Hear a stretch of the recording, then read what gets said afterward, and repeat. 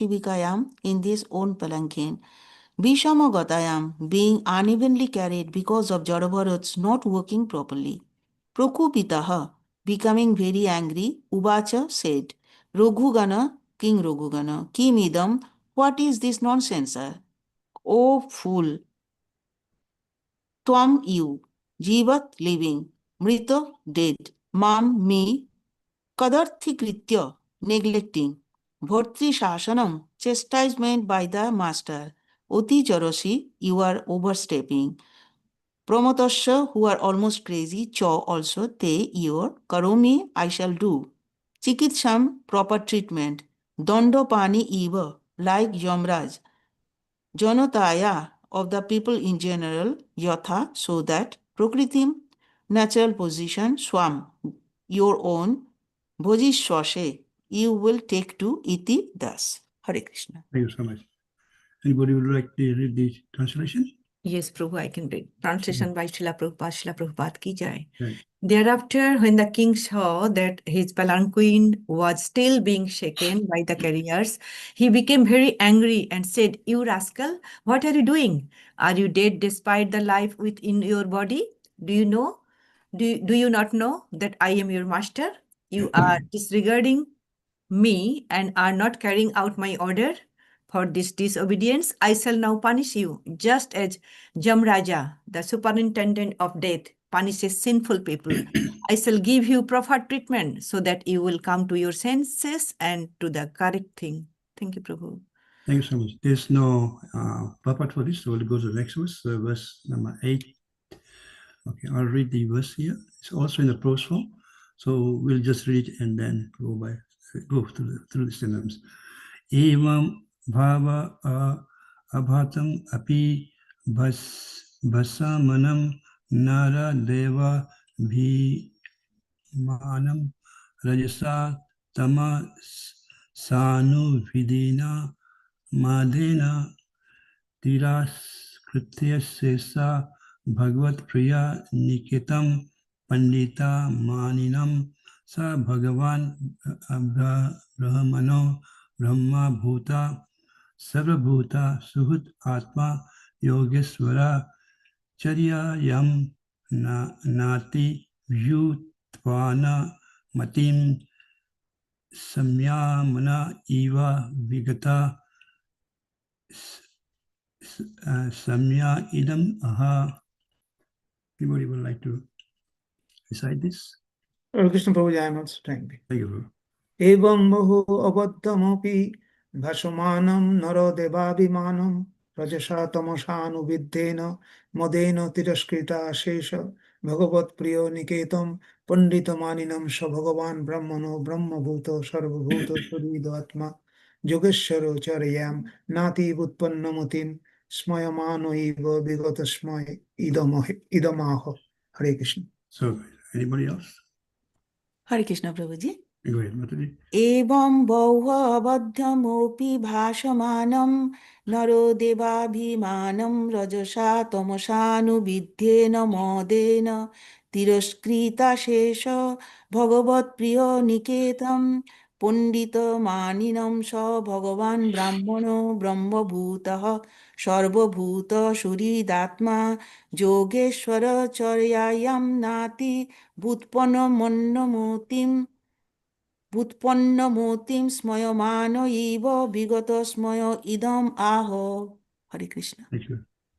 Okay. Anybody else? Evam bahu abadham opi bhashamanam naradeva abhimanam rajasa tamasha anubiddhena madena tiraskrita ashesha bhagavat priya niketam panditamaninam sa bhagavan brahmana brahmabhuta sarvabhuta suhit atma yogeshwara charyayam naoti butpannamatim shayamana eva vigatasmaya idam aho. Hare Krishna.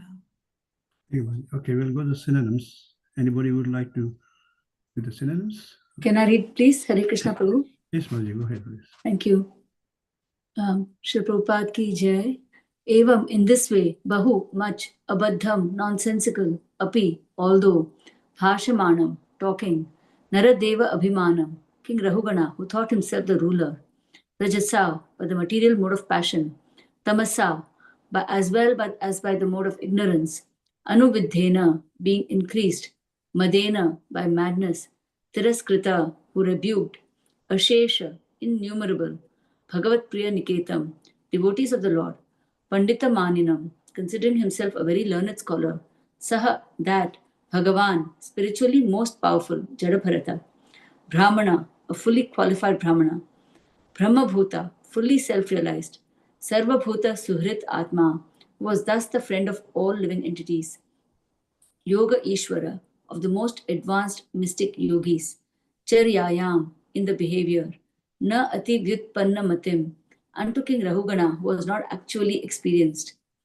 Smayam Manaha, slightly smiling, Iva, like Vigata Smayaha, who was relieved from all material pride, Idam, this, Aha, spoke. Thank you, Prabhu. Hare Krishna. Anybody would like to do the translation? Hare Krishna Prabhuji, I am reading the translation. Okay, thank you. Translation by Srila Prabhupada Vijay. Thinking himself a king, King Rahugana was in the bodily conception and was influenced by material nature's modes of passion and ignorance. Due to madness, he chastised Jarabharat with uncalled for and contradictory words. Jarabharat was a topmost devotee and dear abode of the Supreme Personality of Godhead, although considering himself very learned. And the king did not know about the position of an advanced devotee situated in devotional service, nor did he know his characteristics. Jarabharat was the residence of the Supreme Personality of Godhead. He always carried the form of the Lord within his heart. He was the dear friend of all living beings, and he did not entertain any bodily conception. He therefore smiled and spoke the following words. Hare Krishna. Thank you. Okay, I'll see the purport. It's a purport by Srila Prabhupada ki jai. The distinction between a person in a bodily conception and a person beyond the bodily conception is presented in this verse. In the bodily conception, King Rahugana considered himself a king and chastised Bharat in so many unwanted ways. Being self-realized, Jad Bharat, who was fully situated on the transcendental platform, did not at all become angry. Instead, he smiled and began to deliver his teaching to King Rahugana. A highly advanced Vaishnava devotee is a friend to all living entities, and consequently, he is a friend to his enemies also. In fact, he does not consider anyone to be his enemy. Suhrta sarva dehinam. Sometimes a Vaishnava becomes superficially angry at a non-devotee, but this is good for the non-devotee. We have several examples of this in the Vedic literature. Once Narad became angry with the two sons of Kavera, Nalakavera and Manigriva, and he chastised them by turning them into trees. The result was that later they were liberated by the Lord Krishna. The devotee is situated on the absolute platform, and when he is angry or pleased, there is no difference, for in either case, he bestows his benediction. Namo Vishnu Padaya Krishna Pastaya Bhutale Samati Tamar Krishna Goswami Nami Namo Vishnu Padaya Krishna Pastaya Bhutale Samati Bhakti Vedanta Swami Iti Nami. Namaste Saraswati Devi Gaurvani Pachani Vishesha Srinivani Prashata Distari. So dear devotees, thank you for coming together and hearing this wonderful pastime of Bharat Maharaj in his three different lives. There's King Bharat Maharaj and Dear Bharat, and now we have Jad Bharat. So just to get the context right, we'll do a bit of recap. Excuse me. So this Katha starts with, before that, we start with Lord Rishabdev, who had 100 sons, and Bharat Maharaj was the eldest. And when Lord Rishabdev retired from his kingly duties, he gave this emperorship to his eldest son, Bharat Maharaj. So Bharat Maharaj ruled the kingdom for many years, and in a very in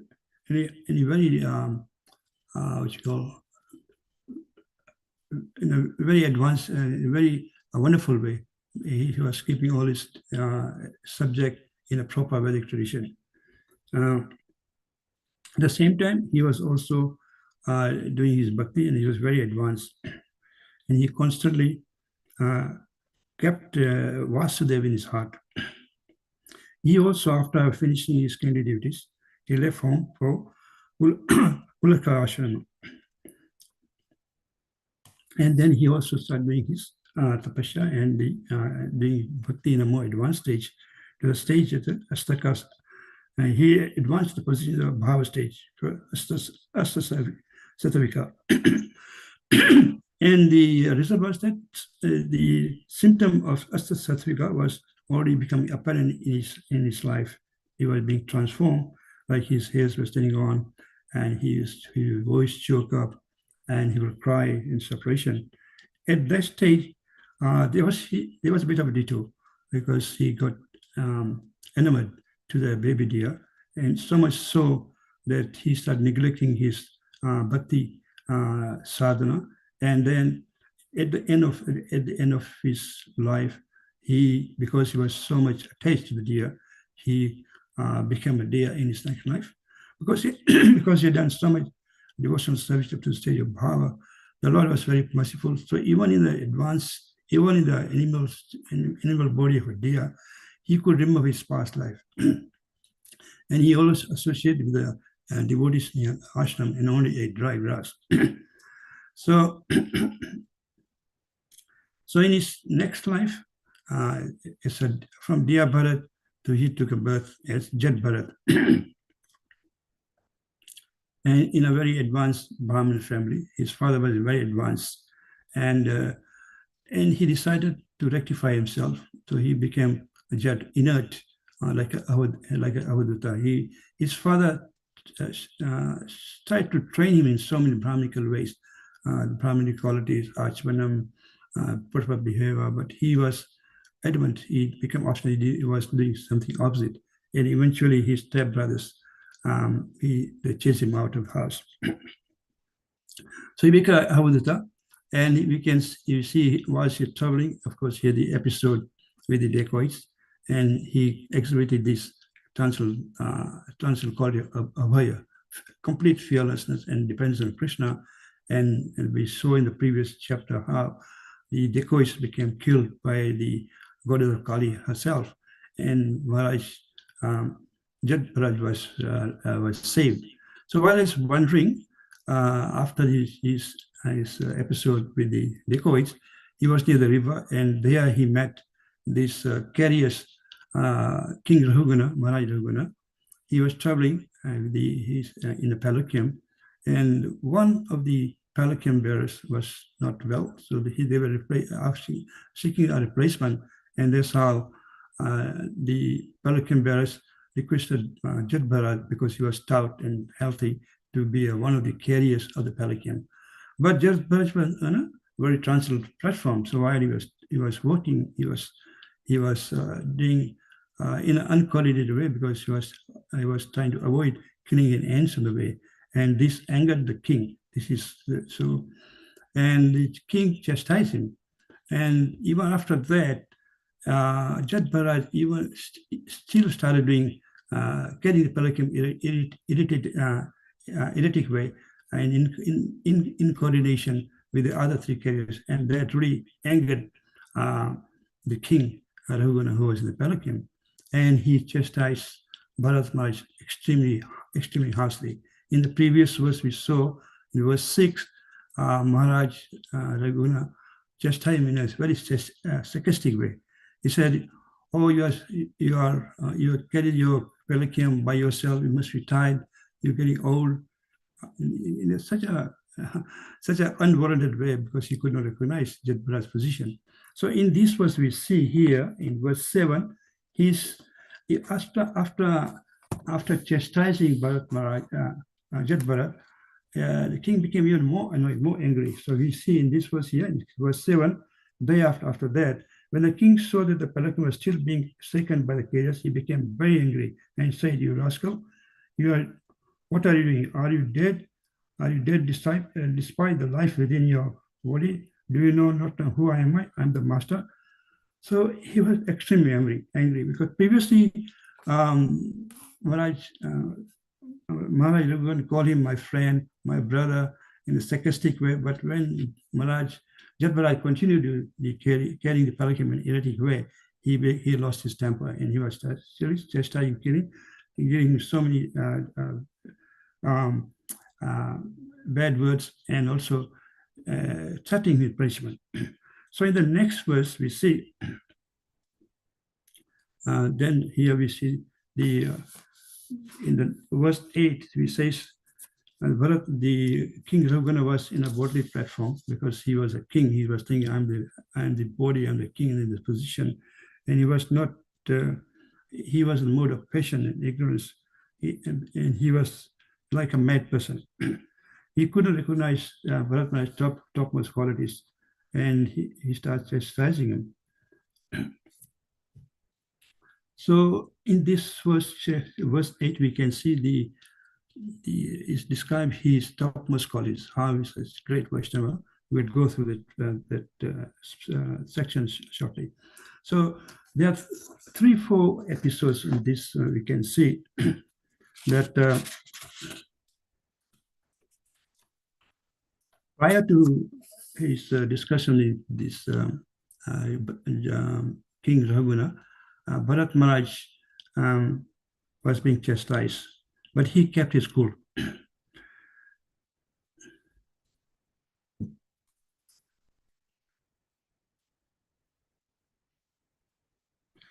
In the king, because he was in the body conception, he called Bharat Maharaj Paramatmaya, or crazy, or almost crazy, like dead while still living, and he threatened with punishment so much because the king was completely unaware of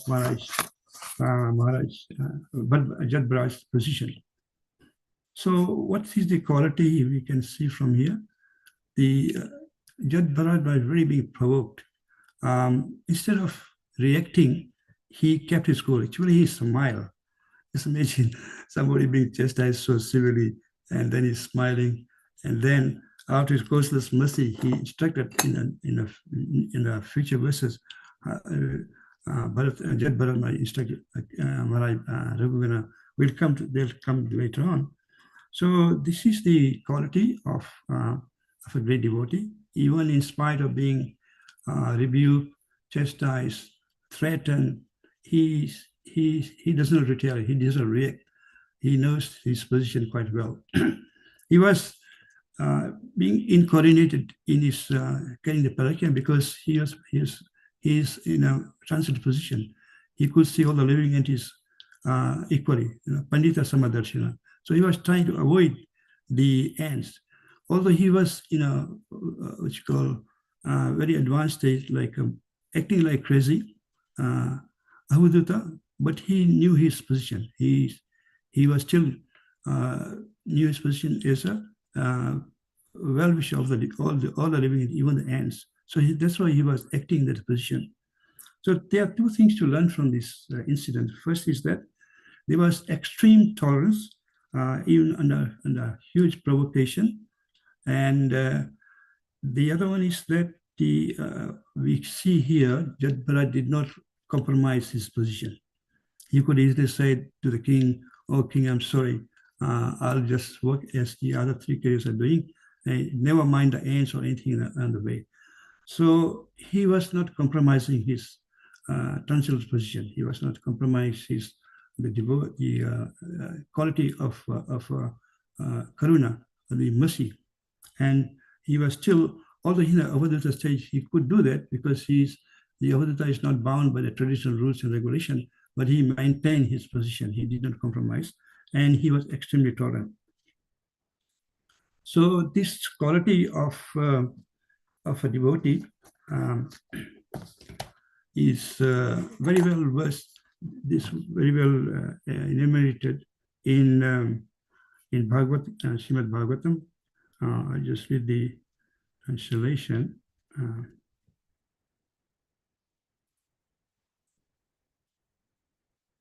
This is Srimad Bhagavatam, Canto 3, Chapter 25, verse 21. Titikshva Karunika Suvidam Sarva Badehinam Eta Shattam Santa Sadva Sadhu Bhusanam. Translation by Shakova says, the symptom of a sadhu are that he is tolerant, merciful, and friendly to all living entities. He has no enemies, he is peaceful, he abides by the scriptures, and all his characteristics are sublime. Sadhu Bhusan, adorned with the sublime qualities. So this was very aptly describes the position of Jat Bharat Maharaj. No, he is very tolerant. We can see, in spite of being provoked, he is still not reacting. He is very merciful because he is still regarding the ants as non-different from other living entities, trying to avoid killing them. And he's friendly to all living entities. Even ants and even the king, he was also friendly. So he has no enemies. He's in that position. He is peaceful. He abides by the scriptures, and all his characteristics are sublime. So in the purport, Srila Prabhupada writes, says, a sadhu, as described above, is a devotee of the Lord. His concern, therefore, is to enlighten people in devotional service to the Lord. That is his mercy. So we'll see in the future verses how Jat Bharat enlightened King Raghuna, because that is his mercy. He knows that without devotional service to the Lord, human life is spoiled. A devotee travels all over the country from door to door, preaching, be Krishna conscious, be devotee of Lord Krishna.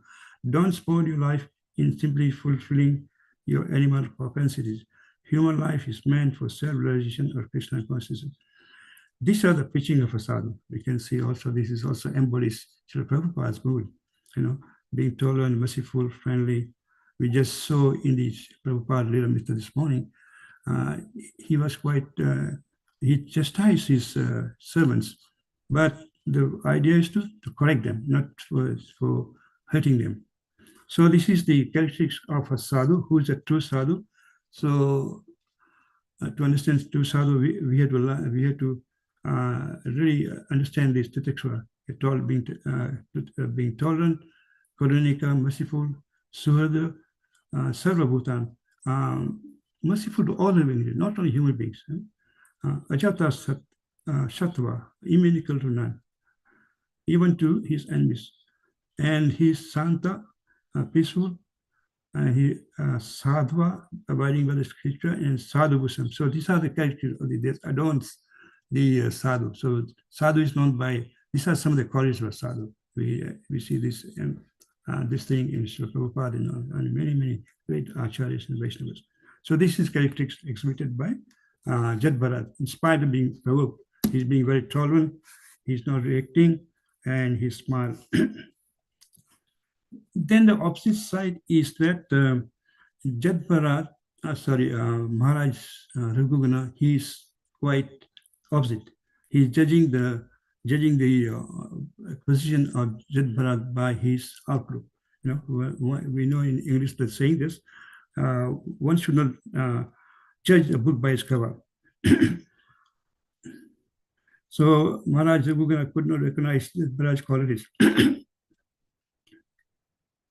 And one of the reasons why King Raghugana was on this position, because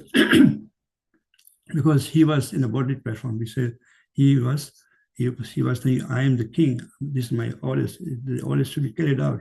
And he could not, he was in this kingly, passionate, here in the purpose Prabhupada saying, in the translation, King Raghugana was in a passionate and ignorant mood.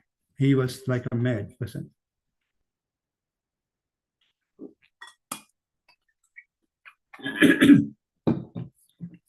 So the impediment to recognize great devotees like this, Jat Bharat, one of the issues is that pride, because this king has got so much wealth, and there's a fall before the pride is the one that comes before the fall. So because King Raghugana was so wealthy, the emperor, king, he was thinking, I am the king, and everybody should follow me. Because of his pride, he could not recognize the position of Jat Bharat. Also, it is said in Srimad Bhagavatam later. I'll have a quotation here, but that one of the recent impediments of great Vaishnava is the lust within the heart. When the person is lusty, his position becomes bewildered. He is not able to make a good judgment who is who, and just by the outlook of the person, he makes these offenses of not against the devotee, but looking at the devotee from outside, not from inside. So we have also these provocative things are there in so many instances in Bhagavatam.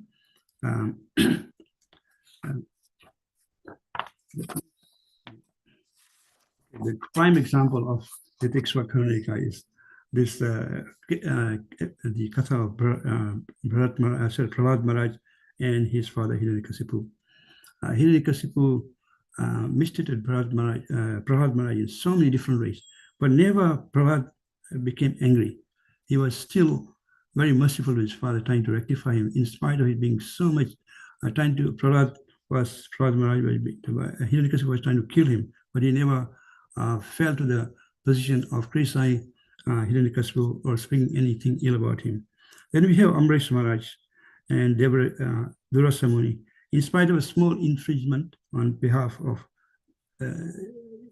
it's like not even infringement, just purported infringement of Amrish Maharaj, Durvasa Muni became extremely angry and chastised in a very harsh word. Durvasa Muni also wanted to kill Amrish Maharaj for a small interaction. And then the result, but Amrish Maharaj never retaliated. He fasted till Durvasa Muni came back because he was being chased by the Sudarshan Chakra. So he was still, he did not react. He was still in a very tolerant mood. Then we have Vibhishan against Ravan. Vibhishan was extremely chastised, criticized by Ravan. Ravan said, if you were not my brother, I would kill you. But Vibhishan, still in spite of this provocation, he did not compromise his position. He still preached to Ravan that what he was doing was not correct, in spite of being chastised or even threat of being killed. So here we see these three cases, very instructive, that in spite of chastisement and provocation, the devotees are not reacting. They are also always thinking of the welfare of the person who is being harassing them. In all these three cases, the devotees were also always wishing the welfare of the person who is chastising them. Like Prahlad Maharaj was also thinking of his father should be safe. Even after his father was killed, Hiranyakasipu was killed, and Prahlad Maharaj asked for a benediction, and Prahlad Maharaj did not want any benediction. He said, this is like a transaction, like a merchant. But when pushed by the Lord, Prahlad Maharaj said, my father had done so many sinful activities, even being so extremely inimical to you. But just by a glance, by a touch, all his sinful activities has been counteracted. So please, if you are so much, be merciful to him. Please excuse his sinful activity. So in spite of being such an abused by such a degree, Prahlad Maharaj was still extremely merciful to his father. He did not have this feeling, oh, my father has done this, I should take revenge.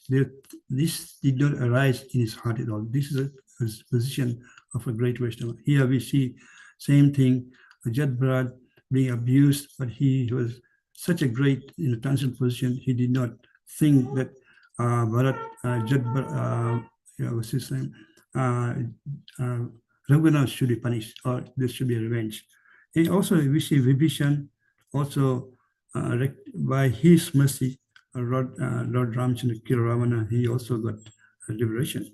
And there was also in the case of Amrish Maharaj, after the Sudarshan Chakra was chasing Durvasa Muni, and Durvasa Muni could not get any respite from all the great devotees, even from the Lord himself. Durvasa Muni came back to Amrish Maharaj, asked for forgiveness. And then Amrish Maharaj prayed to Sudarshan Chakra, my Sudarshan Chakra, if I have done anything great thing, please excuse this Brahmana. And so much mercy. And just being put in this position, he was still thinking of the welfare of the Rosas. This is the greatness of the devotees of the Lord. But in the other side, when they are non-devotees, they think quite the opposite. But the Vaishnavas are great devotees. They want to get the devotees, the non-devotees, save them from the cycle of birth and death. Here Prabhupada is saying, this is their message, to give them Krishna consciousness, to give them bhakti, so they don't go through the cycle of birth and death. So this is a very, very instructive lesson for us. Then we see that the characteristics of Bharat Maharaj being described in the verse 8 is such a, what is amazing is that Srila Vyasa is saying, he says, Jat Bharat was the residence of the Supreme Person of Godhead. He always carried the form of the Lord within his heart. He was the dear friend of all living beings, and he did not entertain any bodily conception. He therefore smiled and spoke the following words. So we can see Brahma, externally he appeared like a madman, because his name Jad means inert, something despicable. But internally he was always with the Lord. He says, what he likes, he said, he always carried the form of the Lord within us. What is happening here? He has internalized his bhakti. This external bhakti, we do deity worship, we do chanting, we do seva, but internally, he wants to internalize the bhakti that can carry us at the time of death. This is at the time of death, very difficult to remember the Lord, but if we have internalized our bhakti, we can be always in connection with the Lord. There was incident in, I think, Delhi temple. There was one great pujari, and he was on his deathbed from like stage 4 cancer. And devotees were coming to him to give him association support. But they found this pujari, even at deathbed, he was always in a very jovial mood. And they were surprised, how is this stage 4 cancer is so painful? How is still in this mood? So they asked him, oh, why? How is that you are in this position? You are still being jolly and not very concerned, or not being diverted by the pain of the cancer. And he said, then he gave his secret. He said, I've been doing seva to the Sri Radha Parthi, Sitaram Lakshman Govinda for many years. And even in my deathbed, I'm going through the same motion every morning. I do wake up the Lord of our Arti, Bhoga. I have internalized my bhakti. And so when I do this, I don't feel I'm in this body. I feel it gives me so much happiness just associated like this. So he has internalized his bhakti, and at the time of death, in that position, this is the saving factor. We also see in case of recent departure of His Holiness Gopal Krishna Maharaj. There was a short video clip. Even his last stages in his bed, he was waving like his hands were like waving like a lamb or doing deity worship. But they say every morning, even in spite of his advanced age, even at this stage, he was still going for Mangalati, and by the assistance of his disciple, he was doing Mangalati in the morning. So he internalized, even at that stage, he, in his bed, in that spot, at that position, he was still doing arti to his Lord. So this is very important for devotees to learn. Here, Jat Bharat, externally he appeared bad, but internally he was very advanced. He carried the Lord within the heart. He was dear friend of all living beings. We see Pandita Sama Darshana. He was always carrying. He was even to the ends. He did not compromise his position. He was being merciful, and he did not entertain any worldly conception. This is amazing. And then Prabhupada says, sometimes the Vaishnavas become chastise somebody, but this is their kripa. It's like even the Benedict sometimes the Vaishnava curse somebody, but it turned out that there's no curse. For the Vaishnavas, the devotees, Acharya, there's no difference between a benediction and a curse, because the end result is that they attain the shelter of the Supreme Lord Himself. And Prabhupada gives the example of Narad Kuber and Manigirva. They were chastised by Narad to take birth as trees in the court of Man Maharaj, but eventually they attained the supreme touch of the Lord Himself, and they got liberation and took shelter of the Lord Krishna Himself. So there's no difference between the chastisement of the devotee and their benediction. Very important point. Externally, it might look like this, being chastised, but internally, we can see here in this morning, Srila Prabhupada, we see that Prabhupada was not very happy because Sriyaspaji was not being connected very well, and he chastised the devotees. He said, if you did not know, you should ask me before how to conduct this. And so next, then the devotees asked them, and the next day the Vyas Puja and the Janmashtami was carried very nicely in a very aesthetic mood. So this chastisement was for the correction. It's a spiritual master's duty, and also the duty of the father to correct the disciple or the children. Otherwise, eventually they might not. If they are not chastised or corrected, this bad habit will continue, and their spiritual progress will be retarded, will be stopped. So he says, Chaneka Pandit says that son and disciples should always be corrected. And the disciple, if he corrected like this, he can also, that's his test of his success. If he can take the chastisement the right way and don't become don't feel he'll be victimized or think any ill will of the spiritual master or the father, then that is success. If the disciple think that he's perfect, then that's imperfect. But if it's in the front of his spiritual master, he feels he's imperfect and good for nothing. When he can take chastisement, that's the mercy of the spiritual master. We see in the extreme case like Lord Chaitanya Mahaprabhu chastised Chota Haridas. It seems very extreme case. Chota Haridas commits suicide, but eventually Chota Haridas was saying to the Lord.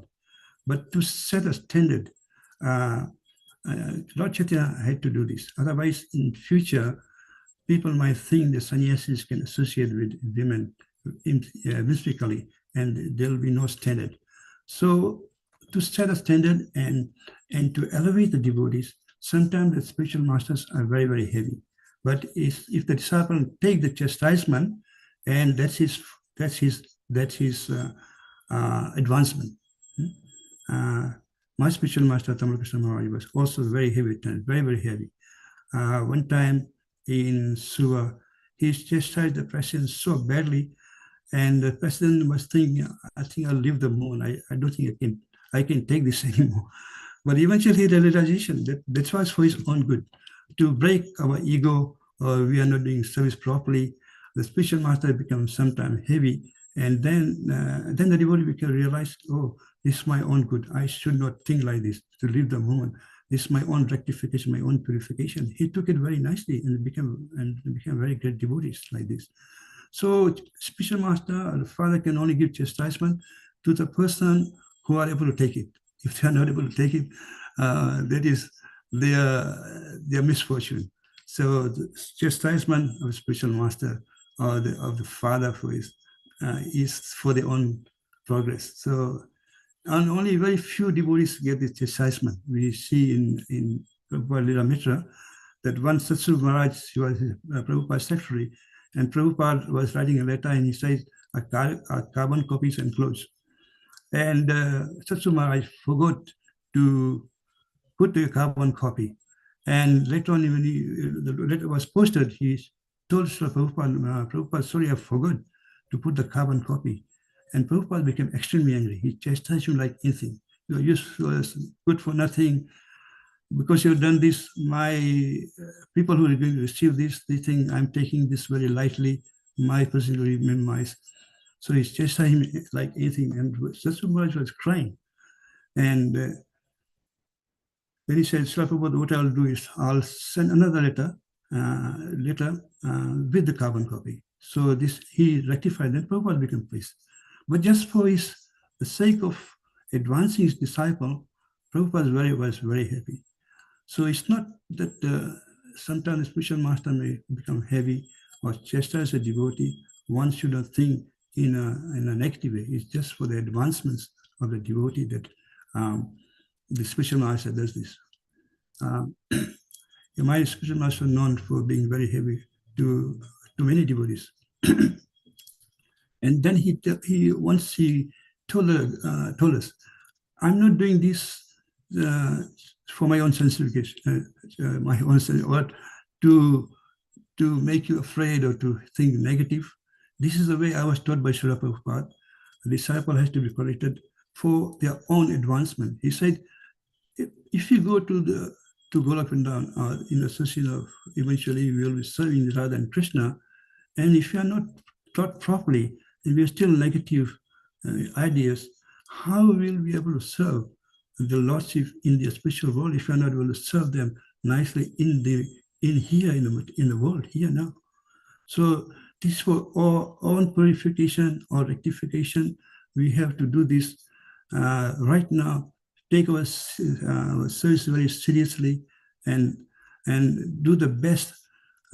So I'm teaching you all this because my spiritual master Srila Prabhupada taught me this, and this is for own purification or advancement. Otherwise, if you think we cannot take this, then our journey, spiritual journey will be paused for a while till we rectify these things. So this chastisement is important here, but here is a negative chastisement by a non-devotee chastising Jad Bharaj, and he should not have done this. But because the greatness of Jad Bharaj Maharaj, he took it very lightly, he smiled, and he corrected himself, gave this mercy in the next few verses we will see. So before we end, so what are some of the lessons we learned from these two verses? It's very important. First lesson is that one should not compromise his devotional service. We see Jad Bharaj, in spite of being Udata, he still was merciful. He did not compromise of killing the end. He was still punished with Samadarshana. So in many times of our devotional life, we might be challenged. We might go to some place we might be more comfortable to compromise our devotional service, but we should not do this. This is a very good example. And then another one is that how to manage a very challenging situation. Here, a very provocative situation arose, but Jad Bharaj Maharaj became very tolerant, and instead of blasting Raguna and feeling like a victim, he instructed him later on. He kept his cool. He was very tolerant and merciful. So in a challenging situation, the managing challenging should be, we should not react. We should think before we react, and what is the good position to position. And then another thing we learned from this is resolute determination. So Bharat Maharaj, Jad Bharaj had only previously he knew he has some diversion, but in this life he was completely resolute to become to go back to Godhead. He's so much so that he kept quiet. He tolerated so many challenges without any complaint. Then fourth point we learned from this, we internalize our bhakti. We see Bharat Maharaj, such an advanced stage. Outwardly, he was looking very uncapped, like a madman, but internally he was carrying the Lord within his heart, and he had no enemies. He was friend to all the living entities. So very important as we advance, we need to internalize our bhakti. Also, we have visit by His Holiness Krishna Das Goswami Maharaj. He always says, we do externally, we do bhakti, but we also got to internalize. If we don't internalize, when time comes for the challenge, our mind will be diverted. Then the fifth thing we learn is chastisement. We should, any chastisement by the spiritual master or the senior devotees should taken in a humble mood for our own rectification and purification. We should not feel that the temple president or senior devotees or my spiritual master has lambasted me in front of everybody and I cannot take it, he shouldn't have done this. But an advanced devotee who will take this as a benediction. Only an advanced devotee disciple knows he can, if he can take it, then it's a test. He can progress because he's able to take rectification. He can take the challenge and become favorable in the heart of the spiritual master devotee. Somebody can take chastisement without become offended is a very good sign. And the sixth takeaway is that devotees should always be merciful. Pride is not good. We see in the Raghunath, King Maharaj Raghugana, he was very proud, and because he was being proud, he could not recognize the transcendental position of the Lord. So we should not judge a book by its cover. The devotees have so many internal position. It's very difficult to judge outwardly by their outlook, by their dress, or by their language or their position. But one who is very advanced, we should be very humble. See everybody in a humble mood, sarvadhinam. So we should be friendly to all devotees. Or even to non-devotees. So one should be very proudful because the pride is one thing before the fall. So in case of Maharaj Raghugana, he could not recognize, he was very proud, he was very proud and arrogant. And it says to diminish this pride within the heart, one had to serve devotees, just by serving the devotees, by their mercy, the pride and the lust, anger within the heart is diminishing. So just to conclude, I give a short episode. There was a great devotee in Sri Vaishnava. He was such an advanced devotee, and he could talk to the deity, and he was very nicely serving the deity, fanning everywhere. So another devotee who was assisting him, he asked this devotee who would talk to the Lord. He said, "My dear devotee, can you please ask the deity how long will it take me for me to go back to Godhead?" And the devotee said, "Okay, I'll ask the Lord." So he asked the Lord, and the Lord said, "Oh, this will be his last word. He'll go back to Godhead." And then the devotee was surprised. He said, "What about me?" And the Lord said, "You'll take some time." So the devotee was very surprised because he was being serving the Lord personally. He could talk to the Lord, and the Lord said, "No, you'll take some time." So then the devotee asked, "So how is that? How can you explain this?" And the Lord says, "Look, because you're serving me so nicely, but you're not serving the devotees. There's a bit of pride within you that I'm serving. I could talk to the Lord, but if you go and serve the devotees, then this pride will go away, and you can go back in this particular lifetime." So the devotee did that. He actually went and in an incredible way, dressed himself, not a Vaishnava way, he was serving the cows and devotees. So then one day he was recognized, and the Lord became very happy that he gave up his pride. So becoming proud, arrogant is not a good quality. So devotees should also always cultivate this Vaishnava Seva.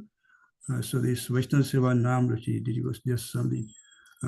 Vaishnava Seva, Nam Ruchi, and Jayadeva. These are the three cornerstones of bhakti. So one is with Jivadaya, Nam Ruchi, and devotee Seva. Vaishnava Seva can advance very fast. So we'll see some of the lessons from these two verses. So I'll conclude here. If anybody any question, comments, reflection, please share your realization. Thank you so much. Thank you for listening. Hare Krishna. Yeah.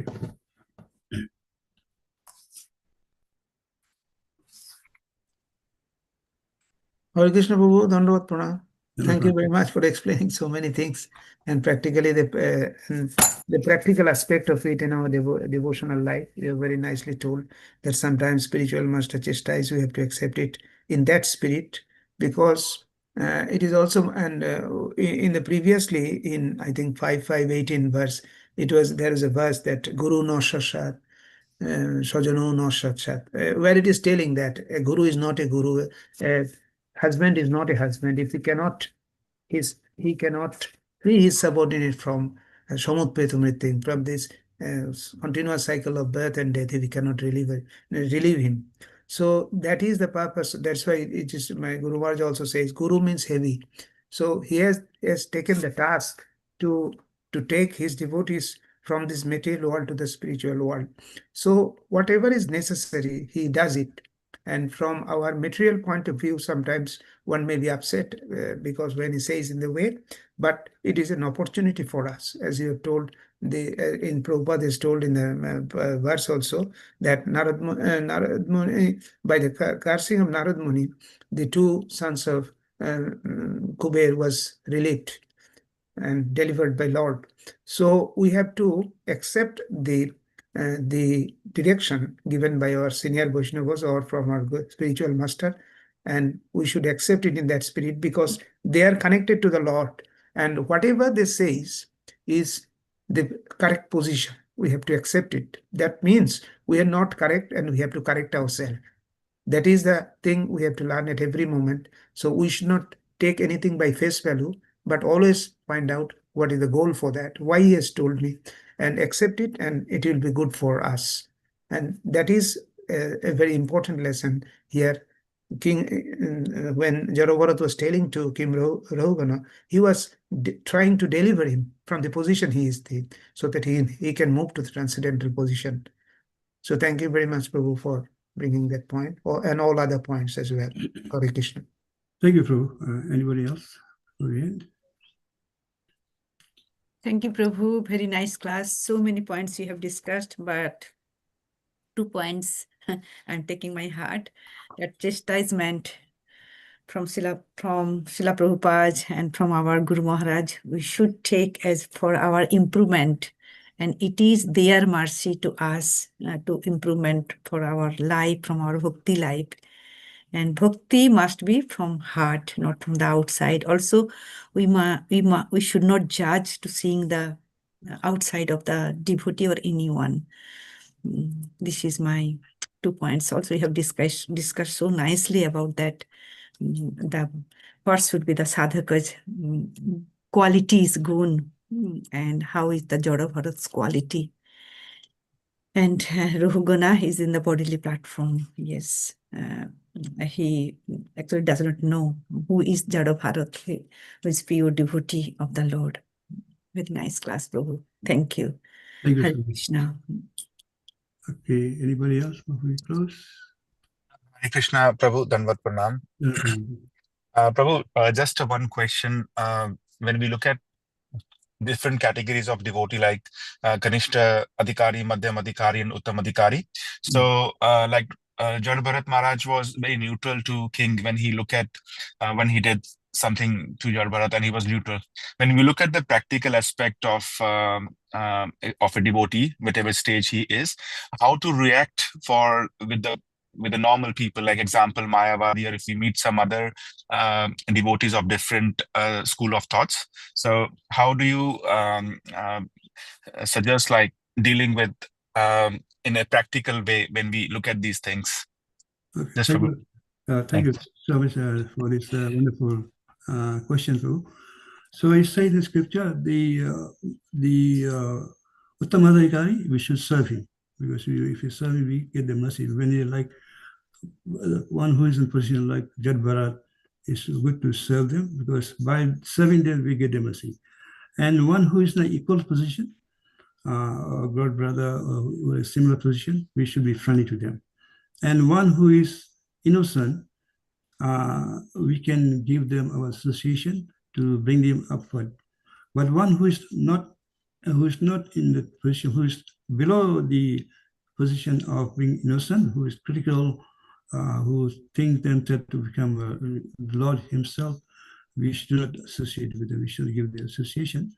Maybe we can preach to them indirectly by giving prasadam, but direct preaching is not advisable, because they can influence our own position.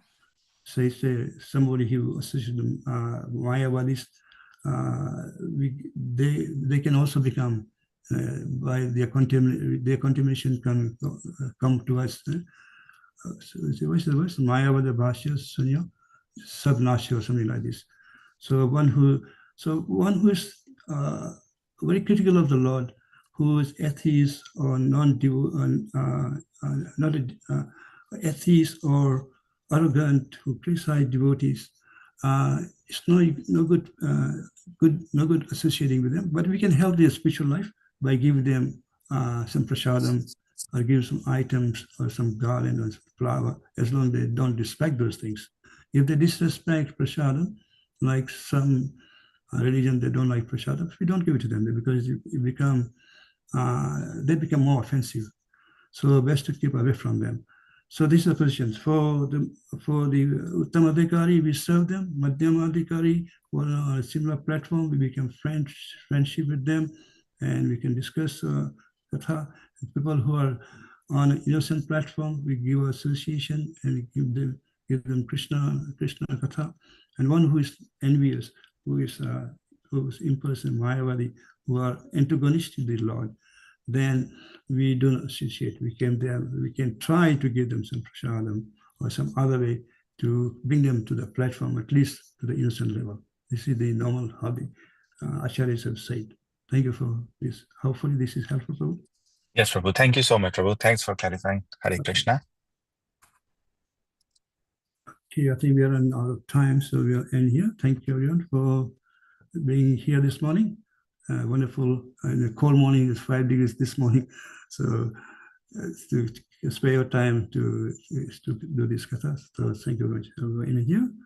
सर्वेषु कृपासिन्धुभ्यो एव च पतितानां पावनेभ्यो वैष्णवेभ्यो नमो नमः। अनंत कोटि वैष्णव वृंद की जय। हिज ग्रेस नंद प्रचुर प्रभु की जय। शिला प्रभुपाद की जय। गौर प्रेमानंदे हरि हरि बोल। All glories to assembled devotees। Hare Krishna प्रभु। Thank you very much. Hare Krishna. Jai.